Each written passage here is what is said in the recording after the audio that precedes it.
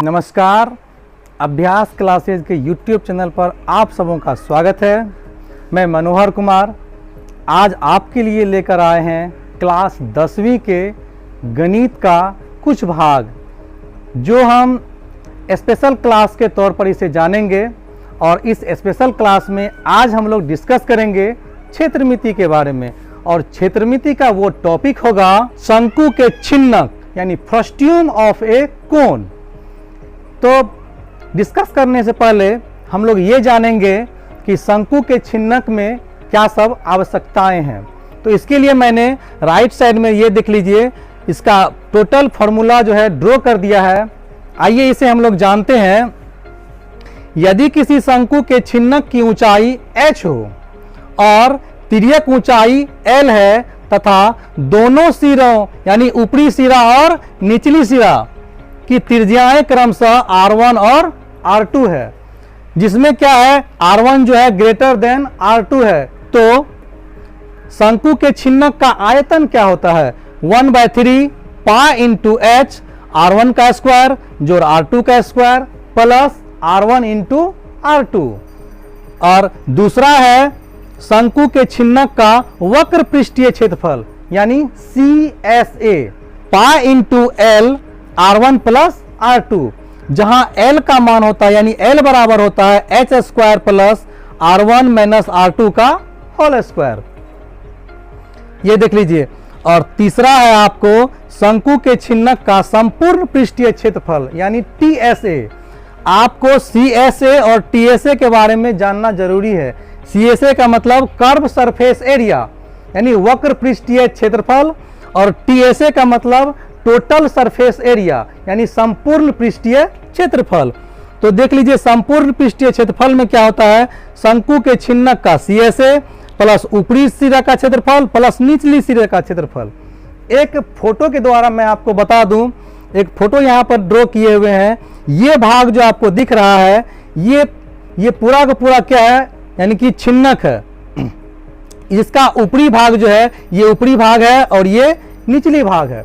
तो ऊपरी भाग यहाँ हम लिखे हैं ऊपरी भाग का क्षेत्रफल, और ये निचली भाग जो है या निचली भाग का क्षेत्रफल, यानी कि ये दोनों जो है एक वृत्त है।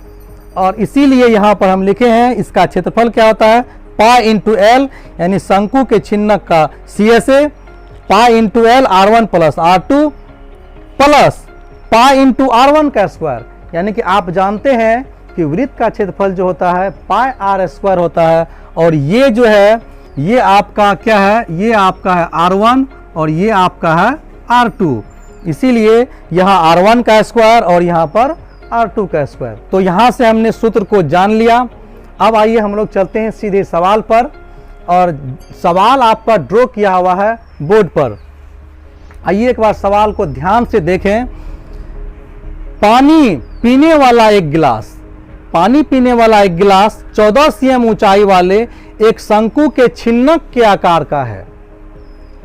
दोनों वृत्ताकार सिरों के व्यास 4 cm 2 cm है। इस गिलास की धारिता ज्ञात करें। तो इसका हम आकृति भी बना दिए हैं। ये एक गिलास है, ठीक है।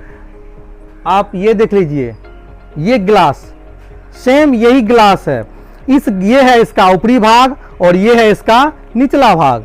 तो ऊपरी भाग का जो है क्या दिया हुआ है व्यास दिया हुआ है, यानी ऊपर का व्यास कितना दिया हुआ है आपको 4 सेंटीमीटर, और नीचे का व्यास कितना दिया हुआ है 2 सेंटीमीटर। तो आप देखिए, यदि व्यास 2 सेंटीमीटर है तो त्रिज्या क्या हो जाएगा व्यास का आधा। तो ये कितना हो जाएगा आपको 1 सेंटीमीटर, और ये त्रिज्या कितना हो जाएगा 2 सेंटीमीटर, जो कि आपके फोटो पर ये जो फोटो बनाया हुआ है उस पर पूरा का पूरा अंकित किया हुआ है। और क्या दिया हुआ है सवाल में, और दिया हुआ है ऊंचाई कितना है, ऊंचाई 14 सेंटीमीटर। तो ये देख लीजिए, यहां से यहां तक की ऊंचाई क्या होती है h, यानी ये दिया हुआ है आपको 14 सेंटीमीटर। और हमें ज्ञात करना है इसकी धारिता। धारिता का मतलब आयतन यानी वॉल्यूम, यानी कि इसका वॉल्यूम क्या है। तो चलिए हम लोग सॉल्यूशन पर चलते हैं। इसमें दिया हुआ क्या सब है किसके लिए, शंकु के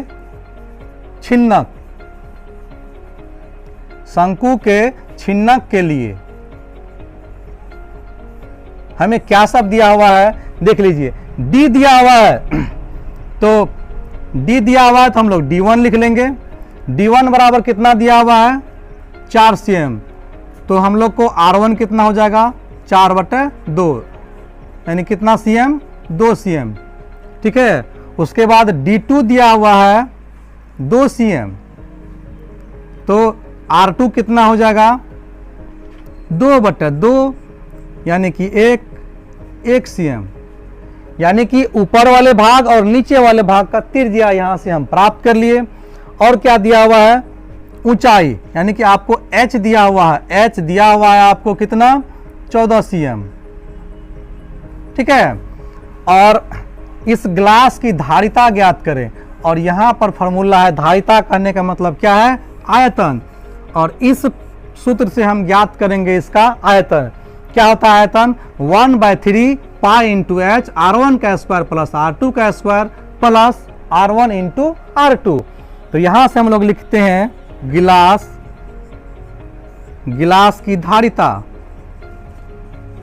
गिलास की धारिता बराबर क्या हो जाएगा 1/3 पाई इंटू एच, यहाँ R1 का स्क्वायर जोड़ R2 का स्क्वायर जोड़ R1 इंटू R2।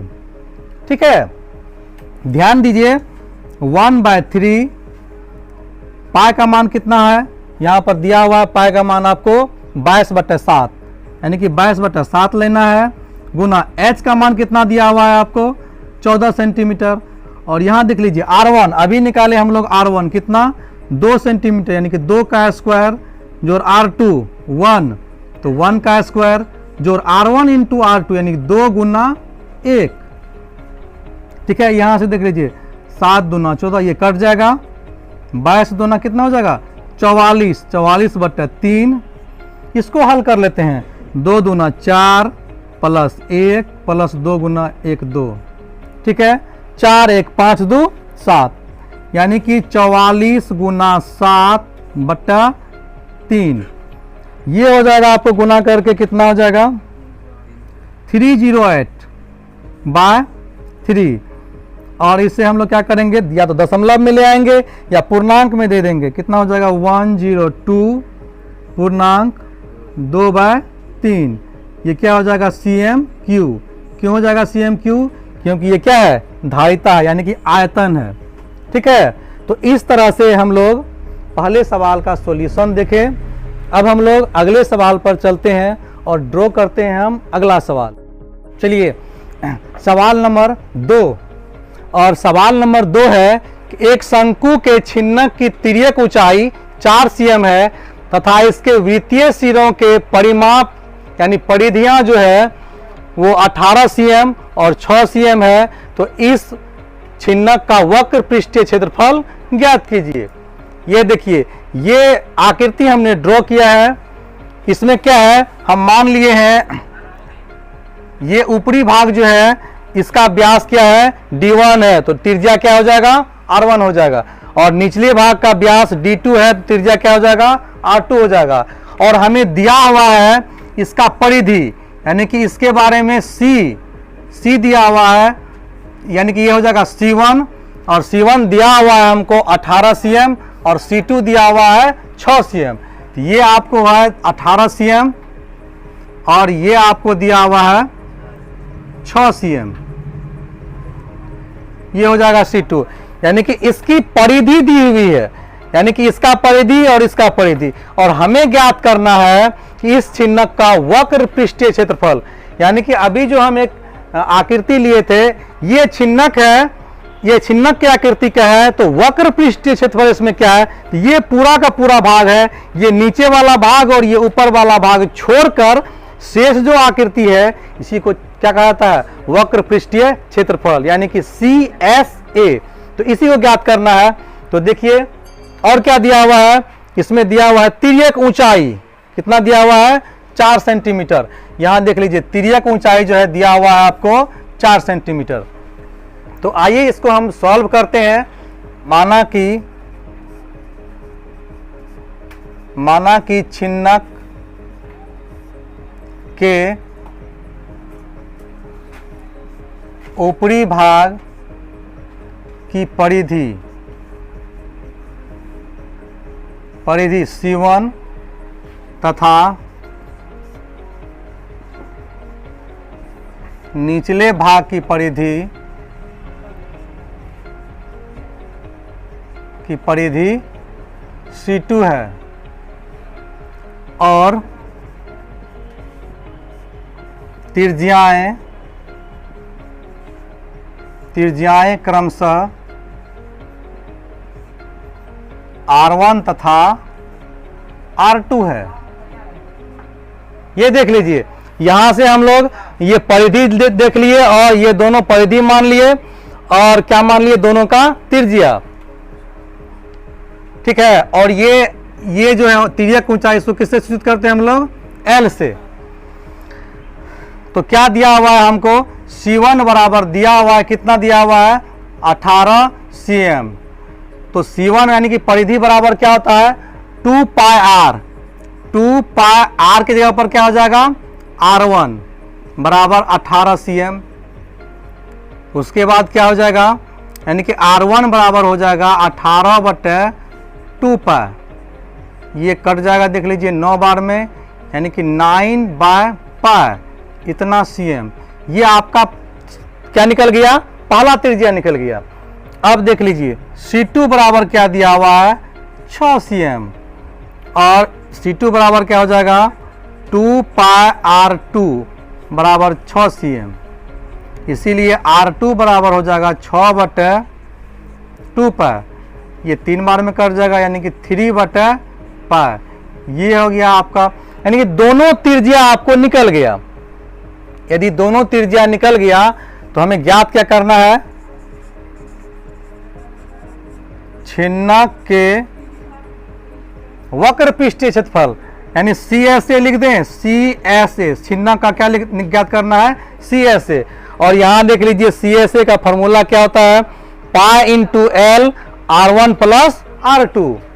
और यहां देख लीजिए pi into L R1 plus R2। और मान देते हैं हम यहां से, पाई का मान यहाँ पाई ही रहने दीजिए। L का मान कितना है, L का मान आपको है 4 सेंटीमीटर, 4। और R1 का मान कितना है, अभी R1 का मान निकाले, ये है आपको 9/पाई, 9/पाई। और R2 का मान है 3/पाई। जोड़ दीजिए इसको, पाई गुना 4, ये कितना हो जाएगा, 9 3 12, यानी कि 12/पाई। पाई और पाई क्या हो गया, कैंसिल, कितना हो जाएगा, 48। ये क्या हो जाएगा, cm स्क्वायर।